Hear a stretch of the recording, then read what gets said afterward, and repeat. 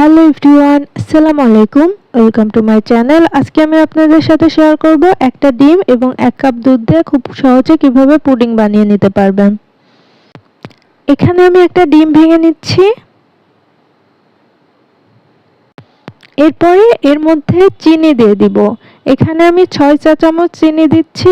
আপনারা আপনাদের পছন্দ অনুযায়ী এই মিষ্টির পরিমাণটা বাড়িয়ে কমিয়ে নিতে পারবেন।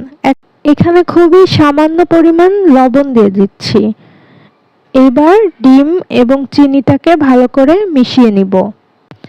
বেশিক্ষণ মেশানোর দরকার নেই, অল্প কিছুক্ষণ মিশিয়ে এর মধ্যে আমি দুধটা দিয়ে দিব। আমি এটাকে আগে থেকে জাল করে নিয়েছি। হালকা গরম অবস্থাতে এই ডিমের সাথে দুধটা মিশিয়ে নিতে হবে। ডিমের গন্ধ যেন না আসে এজন্য 2-3 ফোঁটা ভ্যানিলা এসেন্স দিয়ে দিচ্ছি। এখানে আমার মিশ্রণটা রেডি হয়ে গেছে। এখন আমি চিনির ক্যারামেলটা তৈরি করে নিব। এজন্য আমি 4 চা চামচ চিনি দিয়ে নিচ্ছি এবং এখানে আমি 1 চা চামচ পানি দিয়ে নিচ্ছি। চুলার হিটটা লোতে রেখে কিছুক্ষণ এটাকে জাল করে নিতে হবে। জাল করে নেওয়ার পরে কালারটা যখন চেঞ্জ হয়ে যাবে তখন কিছুক্ষণ নেড়েচেড়ে এটাকে নামিয়ে রাখতে হবে। পারফেক্ট তৈরি করার জন্য এই পর্যায়ে চুলাটা বন্ধ করে দিতে হবে এবং আরো কিছুক্ষণ এটাকে নেড়েচেড়ে নিতে হবে। নেয়ার পরে কালারটা যখন এরকম আসবে তখন যে পাত্রে পুডিং সেট করব সেই পাত্রে এটাকে ঢেলে নিতে হবে। আমি পুডিং এর বাটিতে ক্যারামেলগুলোকে ঢেলে নিচ্ছি। আমি যে ডিম এবং দুধের মিশ্রণটা ছিল সেটা দিয়ে দিচ্ছি। সম্পূর্ণটা দেওয়ার পরে আমি ঢাকনা দিয়ে এটাকে ঢেকে দিচ্ছি।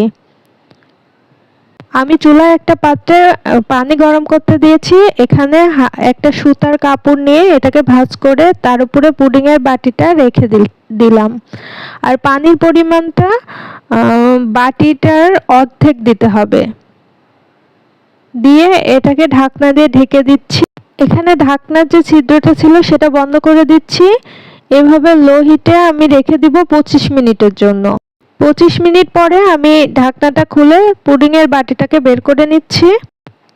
এরপরে আমি এটাকে ঠান্ডা হতে রেখে দিব। আমি একটা কাঠি দিয়ে এটাকে চেক করে দেখছি। এরপরে ঠান্ডা হওয়ার পরে আধা ঘন্টার জন্য নরমাল ফ্রিজে এটাকে রেখে দিতে হবে।